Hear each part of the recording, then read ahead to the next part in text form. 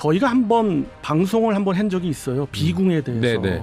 그리고 이 비궁이 어떻게 개발이 시작됐고 대한민국에서 관심을 갖기 시작한 건 언제고 한미 합작으로 개발이 되었다가 누락된 것도 네. 말씀을 드린 적이 있어요. 그 이후에 제가 이런 말씀 드렸습니다. 미국이 비궁 수출에 대해서 관심을 무척 갖고 있고 KCT 사업을 벌이면서 1차, 2차에 거쳐서 하고 그 차수로 봤을 때는 한 8차례 이상의 시험평가가 있을 거다. 최종 이제 10차례까지 간 걸로 저는 알고 있는데 그 최종 단계가 최근에 이루어지긴 네. 했어요. 그래서 여러분들께 한번 그 후속으로 어떻게 이루어졌으며 앞으로의 일정은 어떻게 되며 수출에 대한 전망은 어떨까 이런 거 한번 이야기 나누고 싶어서 이번 코너를 마련했는데 정 작가님 네. 어떻게 보십니까? 잘 보고 있습니다. 최근 하와이 부근에서 림팩 훈련에서 최종 테스트가 통과됐다라는 뉴스가 전해지고 영상도 확인이 됐었거든요. 영상 보면은 무인 수상정에서 장착된 비궁이 날아가서 목표물을 타격하는 그 영상이 나왔는데 좀 인상적인 게 카메라로 이렇게 무인 표적에 비궁이 딱 꽂히니까 모니터를 지켜보던 미국인들이 이렇게 약간 감탄사 미군들이 왓 뭐 아니면 오우 쉣 뭐 이런 감탄사들이 싹 나온 거 보면 근데 이제 네. 그걸 이제 말씀 주셨는데 네네. 그것도 굉장히 좋은데 네. FCT 사업이 뭐며 네네. 또 우리 그 비궁이 어떻게 해서 미국이 관심을 갖게 됐는가 그런 것도 좀 상황 설명을 좀 해주시죠. 그러니까 FCT 같은 경우는 제가 듣기로는 비교 시험 평가. 그러니까 미국이 자국산 무기를 가장 우선적으로 채용하고 개발하지만 그게 안 될 때 있잖아요. 뭐 아이언돔 같은 경우 대표적인 사례인데 이런 무기들을 도입하게 될 때 그냥 도입하는 게 아니라 여러 차례 시험을 거치는 걸로 알고 있거든요. 실전과 비슷한 상황에서. 그걸 이제 FCT라고 보통 부르고 있고 우리는 뭐 뉴스에는 2019년부터 시작됐다고는 돼 있지만 제가 알기로는 그 훨씬 이전부터 이제 물밑 작업들이 좀 있었던 걸로 알고 있었습니다. 그러니까 미국의 FCT를 통과했다라 그러면 뭐 그 다음에 미국이 실제로 구매를 해야 되는 절차를 거쳐야 되긴 하겠지만 미국이 우리 미군이 쓸 수 있는 무기다라는 시험 평가를 최종적으로 통과했다라고 보시면 될 것 같고 이게 통과되면 약간 그 인증 마크 같은 걸로 전 알고 있거든요. 그러니까 미군이 그냥 우리 군이 쓸 수 있는 무기다라고 인증을 했으면 다른 나라에서는 미국이 쓰네라고 생각해서 그러니까 한마디로 얘기해서 해외 무기 동맹국 그 국가에 대한 무기를 도입을 하는 것이 미군에 굉장히 유리하다 했을 때 그거에 대한 무기 테스트인 거죠. 테스트 사업인 건데 이 비군과 관련해 가지고 태 기자님 그 이후에 후속된 이게 최종인 걸로 알고 있는데 그럼 미국이 왜 이 비궁에 대한 관심을 가졌을까요? 일단은 비궁에 대한 관심을 왜 특히 미국에서 미군에서도 해군이 가졌는지에 대한 말씀을 드리려면 또 FCT로 돌아가야 됩니다. 예. 네, 그래서 간단히 부연 설명을 드릴게요. 네. FCT에 대해서. FCT는 1980년 이후에 이제 미국의 동맹 국가들의 무기를 만드는 기술이 미국 정도로 또 올라온 겁니다. 그렇죠. 그러면서 가성비를 싸게 만들 수 있는 국가들이 생기면서 그럼 미 의회에서 이런 거죠. 그런 국가들의 무기가 있으면 개발 이후 단계, 그러니까 개발은 걔네들이 다 끝내놓고 우리가 돈만 주면 사올 수 있는 무기들이 있으면 육군, 해군, 공군 니네들이 원하면 그거 딱 집어서 우리 실험해보자. 비교 실험을 해보자. 그래서 되면은 그냥 사. 이런 식으로 돌아가는 게 이 FCT 프로그램의 관건이고요. 미 해군이 그러면 왜 비궁을 이렇게 점을 찍었냐. 아주 예전에는 사실은 미 해군 군함에 대한 자살폭탄 테러 같은 것들이 있었죠. 그러면서 옛날 개념에서는 해전이 벌어지면 큰 놈과 큰 놈, 아니면 큰 놈과 나르는 것들, 뭐 이런 식으로 붙었는데 이제는 뭐 조그마한 쾌속종에 탄을 실어서 와가지고 들이받고 자살폭탄 테러를 한다든지 아니면은 그 쾌속종들이 아주 군집을 이뤄서 공격을 한다든지 이런 것들이 있는데 기존에 있었던 함정에 있는 무기 체계로는 어떻게 보면은 소 잡는 칼로 닭을 잡는 그런 일이 벌어지는 거죠. 그래서 그런 조그만한 이 타겟에 대해 조그마한 표적에 대해서 효과적으로 때릴 수 있는 게 무엇인가를 미 해군이 한참 고민을 하고 있었습니다. 그런데 마침 그때 대한민국에서는 어떤 일이 있었냐. 서북 도서에 대한 위협이 증가하고 있었어요. 북한에서 공기부양정 혹은 뭐 그런 기타 등등의 무기 체계를 가지고 한국 해군을 위협하고 또 서북 도서를 위협하고 있었습니다. 둘이 위협 대상이 똑같아진 거예요. 그래서 가성비 좋은 적외선 유도 무기 체계가 필요하게 됐는데 개발을 어떻게 비슷한 시기에 둘이 하고 있었어요. 나중에 보니까 니네도 개발하고 있었어? 아 그래? 그럼 니네가 인건비도 싸고 뭐 기술은 좀 떨어지지만 그러니까 우리가 여태까지 개발해 놓은 자료를 줄 테니까 네가 그럼 싸게 한번 개발해봐. 이렇게 해서 MOU를 맺게 됩니다.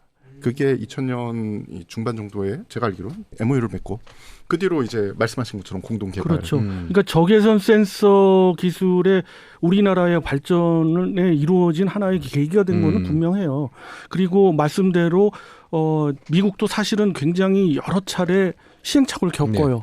그러면서 답을 낸 게 적외선 유도로 가자.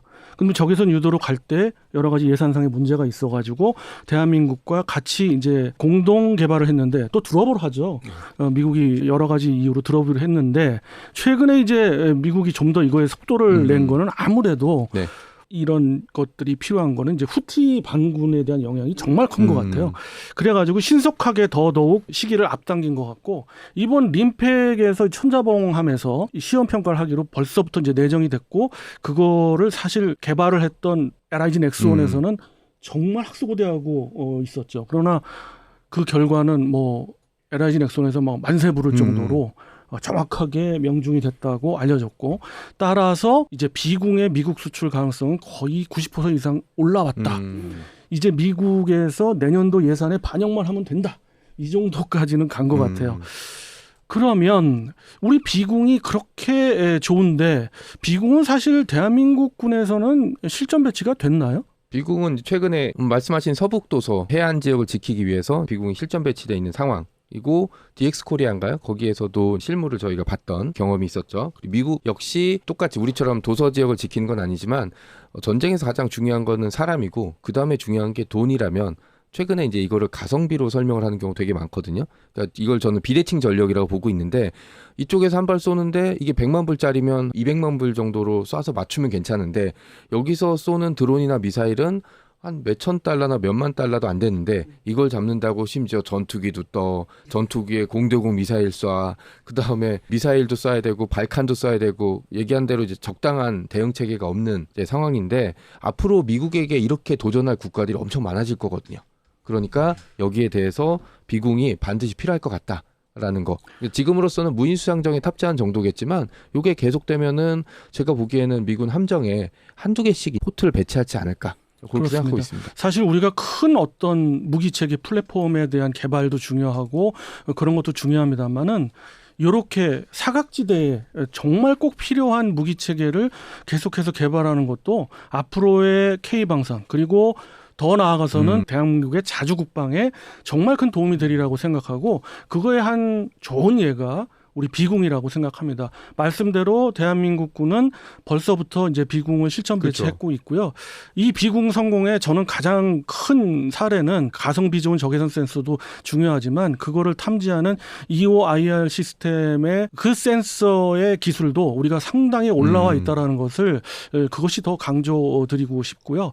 비공 굉장히 중요한 겁니다. K방산에서 커다란 무기체계도 중요하지만 이렇게 작은 무기체계들의 개발, 틈새를 공략하는 이런 부분도 자주국방 차원에서도 중요하고 우리 K방산의 수출 차원에서도 중요한데 또 이와 관련해가지고 요즘 유무인 복합 기술이 해상이면 해상, 육상, 항공 분야에까지 계속해서 발전되고 있잖아요. 짧게라도 수상 무인정에 대한 어떤 우리의 어떤 기술 개발, 발전 방향 그래서 말씀 주시죠. 예, 저는 이번에 비공을 가지고 행했던 마지막 최종 FCT의 가장 큰 함의는 어떤 데 있다고 보냐면요. 미국과 한국이 같이 했다라는 거죠. 그쵸? 한국은 그냥 손 놓고 LIG가 가서 다 한 게 아니라 한국 해군도 천자봉함을 보내서 이제 모함으로 했는데 아주 중요한 거, 이 미래를 봐서 중요한 건 이겁니다. 비공이라는 무기 체계가 어디에 실렸냐?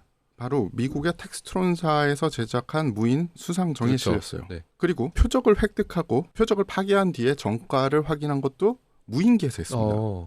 그리고 심지어 표적 자체도 무인 수상정이었어요. 네. 그러니까 모든 걸 무인으로 했고 그 모든 것을 연결하는 건 스타링크로 했습니다. 역시 무인이죠. 즉 비공을 이용해서 한미 양국이 미래를 본 거예요. 아하. 그러니까 비공 하나 팔아서 끝나는 게 아니라 한미 양국이 어떤 무기 체계를 가지고 미래를 같이 설계할 수 있다라는 거를 보여주는 하나의 그림이었다. 라고 말씀을 드리고 싶습니다. 맞습니다. 웅장해지네요, 가슴이. 무인화의 가장 중요한 부분들을 이야기해 주셨습니다. 여기 네트워킹 능력이 굉장히 중요하고 위성 통신이 중요하다라는 것. 우리도 K 위성과 관련해 가지고 군용 위성과 관련해 가지고 바로 말씀하신 그런 작업을 진행하고 있고요. 그것이 미국 같은 국가하고 같이 연합했을 때의 힘은 더더군다나 커진다는 거 강조드리고 싶습니다. 자, 이렇게 해서 이번 시간 짧게 한번 말씀드렸는데 다음 시간에 혹시 또 비공이라든지 또 이런 유무인 무기기 체계에 대해서 주제가 나오면 더 또 네. 활발한 이야기 갖도록 하겠습니다. 이번 시간 이것으로 네. 맺도록 하겠습니다. 청취자 여러분 안녕히 계세요.